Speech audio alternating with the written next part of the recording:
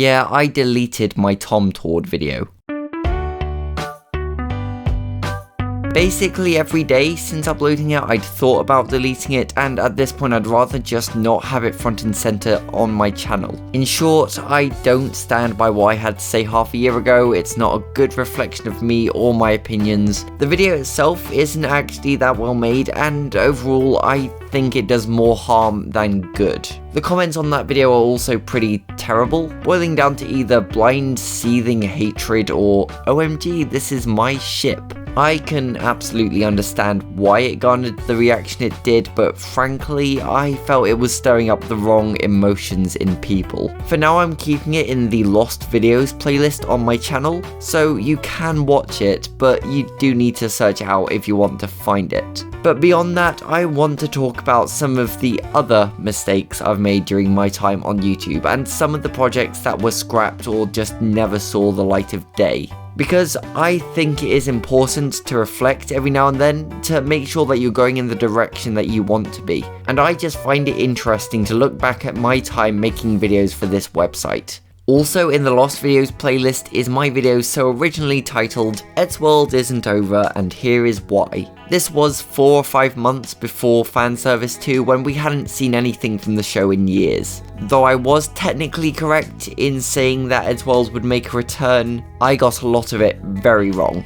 Basically all of my information was sourced from some news article that was written in 2017, and after I'd stumbled across it I slapped this video together without doing much further research, something I would never do nowadays. But the real reason I deleted it was because, like the TomTord video, I felt it was doing more harm than good. We live in a world where any 10-year-old with a Twitter account can talk to any celebrity they want to, and we all know how young and passionate the Eddsworld fandom can be at times. I was making some bold promises that I didn't know could be fulfilled, and I feel that the more people became excited, the more pressure fell on the creators to deliver. I was questioning whether or not my video was a good idea for a few days after uploading it, and the moment I saw that it could be having a negative effect, I decided to take it down and issue an apology. This is going to sound strange, but that was kind of hard to do. Partially because the video was doing so well and it was making people happy and I was kind of proud of what I'd created at the time, but also it was a tough realization that I'd potentially messed up in a way that was bigger than me, and I was the one who had to deal with those consequences.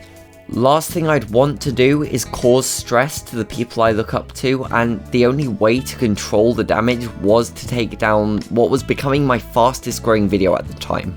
I definitely learned a lot from that experience. Right now I'm happy for the 2 videos to remain up where people can still watch them, but with the caveat that they are hidden away for a reason. I've got a couple of other lost videos. One was an edit I made to Trick or Threat, which was really just to cash in on a joke that I'd made at the end of one of my more popular videos. Not something I was particularly proud of. Then there was also a video I'd made about one of the YouTube's policy changes for some reason. There are also a number of videos that are basically identical to existing videos except they use one bit of copyright protected music somewhere in them. I used to use that sort of music in my videos and it was absolutely not worth it. Advice for upcoming creators: do not steal music. Get your songs from the YouTube audio library, preferably the old version with more music variety. There you can find hundreds of songs from artists who want you to use their music in your videos for free. Just make sure to credit them, something that you should be doing anyways. I also made a couple of these Q&A videos that are genuinely terrible. They're in a separate playlist because I really don't like them all that much. The same goes for these review videos that I was making when I wanted to branch off and vary my content a little bit. These were just a failed experiment and they are also absolutely terrible. I've never fully deleted a video from my channel. I take the stance that most of the time, media should be preserved wherever possible. Though I respect that not everybody thinks that way, oftentimes a piece of work can be genuinely harmful to somebody's reputation and may even have bad effects on the real world. And in situations like that, I can see why you'd want it to be buried. Though I've never fully deleted videos, there are videos which have been scrapped or that have evolved into something more. My video on the Eddsworld Fan Movie initially started off as a will it be good kind of video, before I realised that I genuinely couldn't think of anything negative to say about it, nor would I really want to. That transformed into a history video, which turned into a video about Best of Both Worlds, which then led me to making an actual history video. The beginning of the friend video was also going to be a review until the how to read section became really bloated in my script, and I thought it would just make an entire video on that. I keep a lot of the thumbnails that don't make it. I struggled with finding a good thumbnail for the beginning of the friend video, all variations on the same image, and I'm still not entirely happy with what I ended up with. The Eddsworld continuing thumbnail was another difficult one. I knew that the video had potential to do really well, but I couldn't settle on an image to really sell it. This one I actually took from a user on Reddit, and I would have asked permission to use it if it did end up being in a thumbnail, just like I did with that one Eddsworld Flash Games video. By the way, all of the artwork I use here is credited in the description.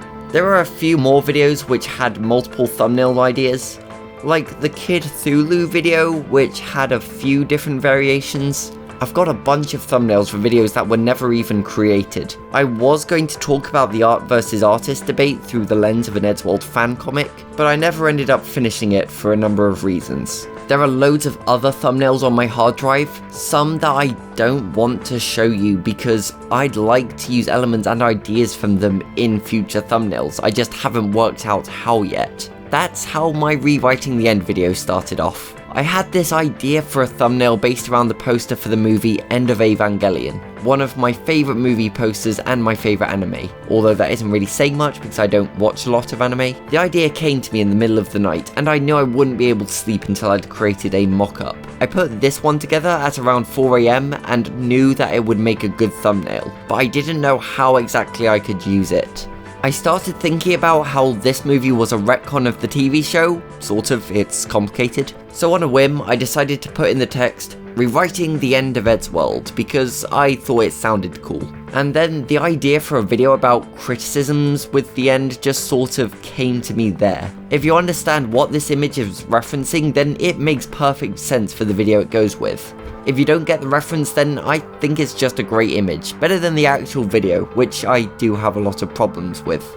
Only problem with this thumbnail is that I took this TomTord illustration from Sophie Fletcher's DeviantArt. She had made a bunch of stuff for TomScar in the past, so for some reason I considered this an official piece of artwork, but in hindsight that is definitely not how it works. She also used the name Tommy Bear before I did, and someone got confused and thought that she stole it when I was really the one stealing, and there was a whole argument about it. I feel really bad about the whole situation and I'm definitely not proud of it. I hope she doesn't hate me now. Anyway, I recently changed it and honestly I think it fits the original image even better. Not only because the original is Ray's massive head and I've got a massive robot's head, but also because Evangelion is a show about robots and the robot was something I talked about in the video. It just works. One of the limitations I face when creating YouTube videos is that I'm not a particularly skilled artist. So I have to get creative with model sheets and official artist illustrations and images from the show and stuff like that. I usually try to avoid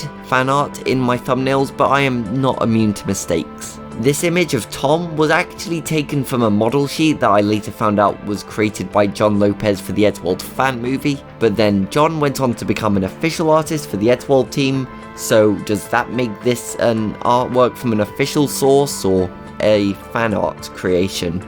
I'm confused. My super average video also has a bunch of similar flaws. I credited images to the wrong people and generally I'm not super happy with the way it turned out. My overall message for this video is that I'm not perfect. Nobody is perfect and I'm always open to criticism. You can never hope to get better if you don't make mistakes and then learn from them. The trick to making good things is to make a whole bunch of bad things and understand what makes them so bad. The first few years of my channel consisted of super low effort videos that had a somewhat decent idea behind them. I don't love those videos anymore, but I respect them because they taught me how to edit and paved the way for videos which ended up being much better in my opinion. People in the YouTube sphere seem to hate the word creator and influencer, and they've only really been adopted because artist and celebrity just feel wrong. But the truth is that I create stuff that has the potential to influence others.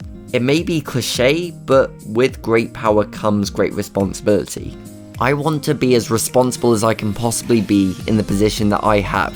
I'm ready to make fewer mistakes. I've learned from the mistakes I've made, and I'll learn from the mistakes I inevitably will make in the future.